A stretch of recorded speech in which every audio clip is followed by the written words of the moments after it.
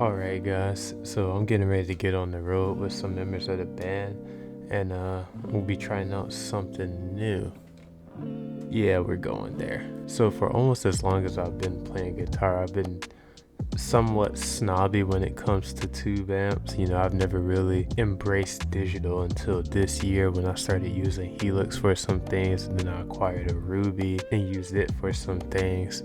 And now I've recently got my hands on the IK Tonex, which I've heard a lot of good things about. The little bit that I have played with it so far, I have enjoyed, but I won't really know if this is something that's going to be for me until today when I play a gig with it. Now, I decided to not just jump in with a full band gig and just rely on this. Instead, we're going to be doing one of the smaller gigs with just me, the other guitar player, and some vocals. We're going to test the waters with this and a 15-inch PA speaker and see if we can get some tones that I like out of it.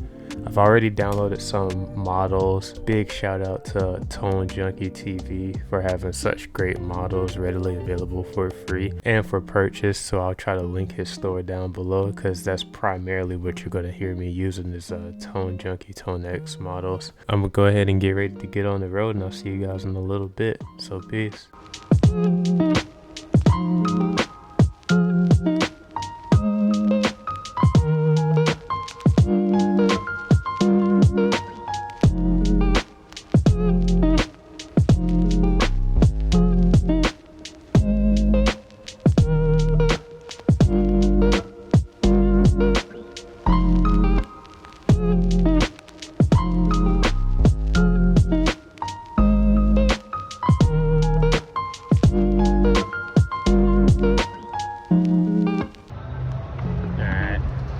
We're about 30 minutes out from D-Land, Florida, but gotta hit the racetrack real quick. Now we're also about to go get us some food. We're not near anything exactly fancy, so there's a McDonald's just over that way, so we're about to just go over there.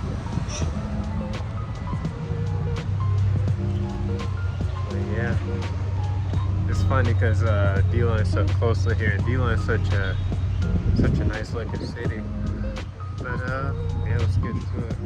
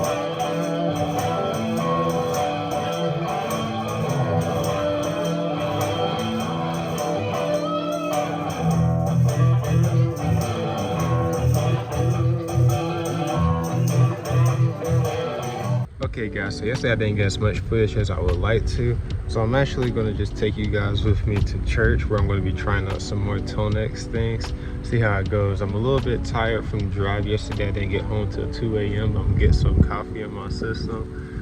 We're going to go to church and we're going to check this thing out even more, so let's go.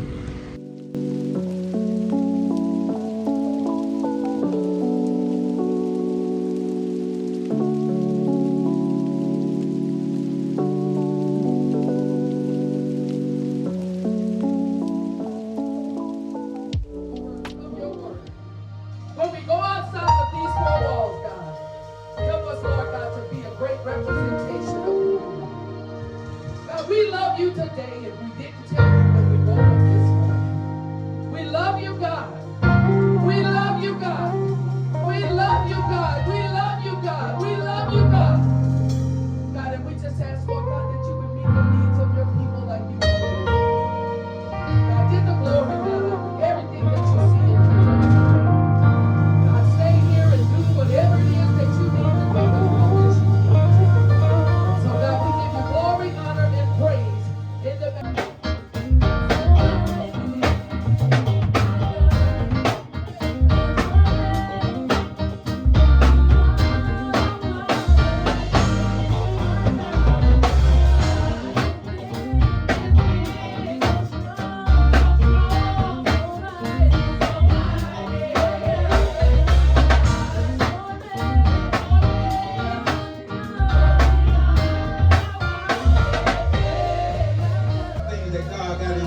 It's worth living, it's worth living, it's worth living, it's worth living, regardless of where you came from and what you've been through.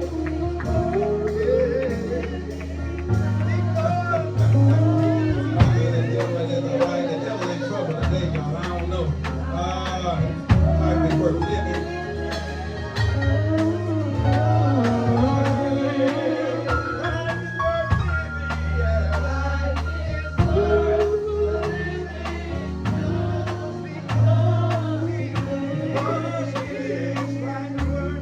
Alright guys, so it's been about a week since I used the Tonex for that gig and at church. I decided to not just judge it within that little time period. I spent some time at rehearsals and in my free time playing with it, trying to understand it more.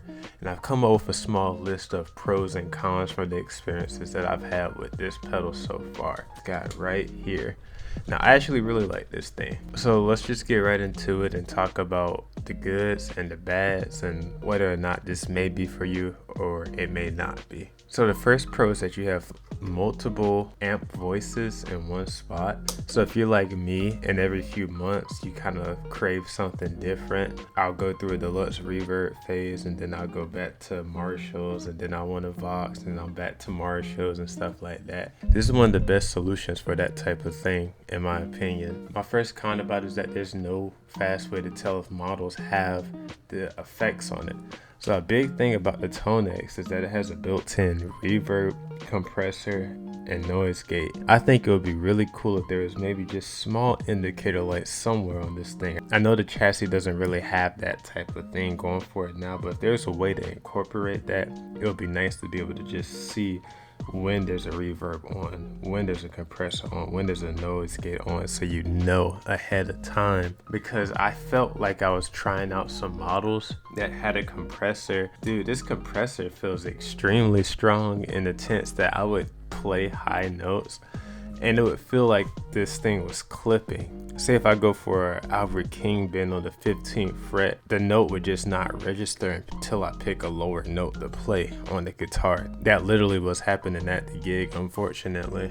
So another pro about this thing is that the EQ sweep on this thing is very impressive and very usable. I know that might not sound like the craziest thing possible, but a lot of time when you're using a plug-in as an amp solution and that 3-band just doesn't sit how you would want it to sit as an amplifier, and this actually does it extremely well, and I'm very glad about that. Now another con that I have to be honest about is, from my personal experience, this doesn't interact with every dirt pedal well. Not saying you can't use your analog pedals with this. You can use your analog pedals with this, but if it was possible, I would definitely try your analog pedals in front of this first, because there's some pedals that sounded great in front of this. For example, the Blues Breaker circuit sounded great in front of this, the Tonex sounded great in front of this, the Blues Drivers sounded great in front of this.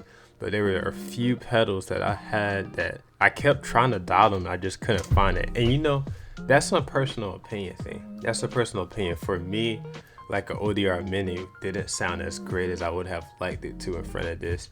And for me, Aegis didn't sound as good as I would have liked it to in front of this. Probably one of the most obvious pros for this is it being an amp on pedal board solution. You know, it takes a huge, massive part of your rig and it shrinks it to the size of a Big Sky. That's really cool, you know, and it's been very useful for this week that I've had it, because I've literally just thrown this in my laptop bag and carried it with me everywhere to dial it in, to rehearse, to practice. This thing is honestly awesome, and it's a great value and a great amp for the size that it takes on.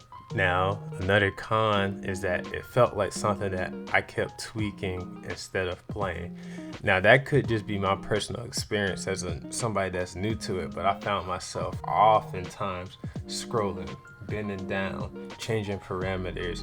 Like that's, I was doing that so much at the gig. I kept bending down in the middle of songs, in between songs, trying to find a sound that my ears agreed with pretty much. It was kind of once I was in the live band type of setting, and it wasn't even a full band, it was just me and another guitar player and some vocals and some auxiliary percussion. But it was super hard for me to find a sound that I was satisfied with once I was out there in the world, because it's super easy to get dialed in at home. And that's probably just me being new to like the modeler type of lifestyle. Never used models for anything other than in-home practice and recording, so it's very new to me. So another positive about this is that the IO is very easy to understand. I pretty much didn't even need a manual to get this. Obviously you got the bank up, bank down 3 buttons, very similar to your timeline, very similar to your Big Sky type of ordeal.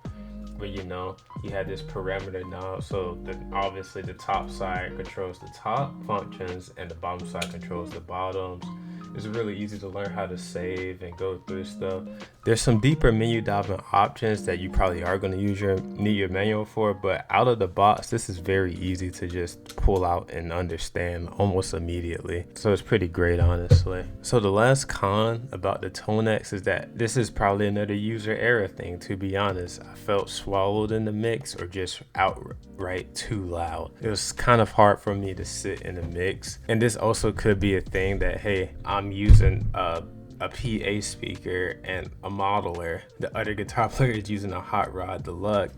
So it was kind of one of those confusing things, you know? We didn't necessarily have it figured out what we were trying to do, since we're kind of new to this thing. You know, we're learning currently before the mini tour so we could have it figured out. Now, I will say there's some gear that I need to try to get my hands on that will probably help in terms of those things like FR cap instead of a PA speaker would be very useful, and a line isolator would be awesome. I'm looking at the Walrus Audio Canvas stereo because I am a Walrus Audio fan, and I've been looking at the Line 6 power cap because I think that's probably my favorite FR I've ever played, honestly, because I have played them before with Universal Audio Dreams and Rubies and things like that in front of them. You know, it's just one of those things that I think more time going this route, I'll understand it more and I'll be able to find where I need to sit in a mix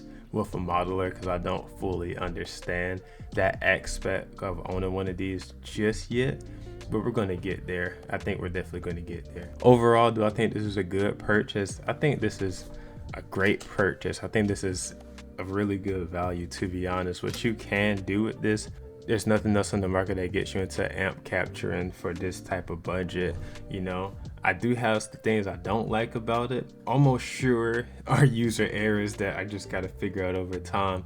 You know, I know I'm kind of an amp purist, and you know, I'm like, oh, that doesn't necessarily feel right, you know, like the sound cutting when I go for something that's high or trebly, or hey, I don't like how this is interacting, or I don't like the sound of this. You know, I think it's just going to take some time to learn it, which I'm willing to learn for the sake of what I need to do, for the sake of what I'm trying to do, and try to convert from being the amp purist that is only into the tube amps into getting into something kind of better for my personal situation at the moment, I guess you could say.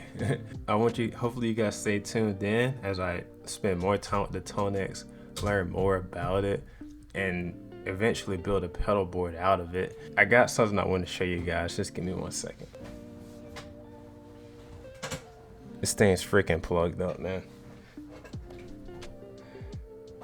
Yeah, so this is a little preview, and you're probably like, now why in the world would you own this and this? Like, don't these compete with each other? They do compete with each other on the market, although this is very significantly cheaper than one of these currently. There's some interesting and very fun things that you can do when you plug one of these into the effects loop of these, and that's going to be a big thing. That's all I'm telling you guys about my pedal board build for now, is that you can expect to see this plugged into the effects loop of this, and we're going to be having some fun. But I appreciate everybody who watched this video to the end. I'm new to this YouTube thing. If you would like to leave a comment saying what things I could improve on, that would help me out a lot, or maybe just leave a comment saying, are you team HX Stomp Are you team Tonex? Are you team Kemper? What is your modeler of choice? Are you just going to ride the analog wave until the end of your days? If you guys have any tips for Tonex, that would be extremely helpful. Even if you have tips for HX Stomp, that would be extremely helpful while I figure out what I'm trying to do with my rig. I appreciate all you guys, and without further ado, I'll see you guys in the next one.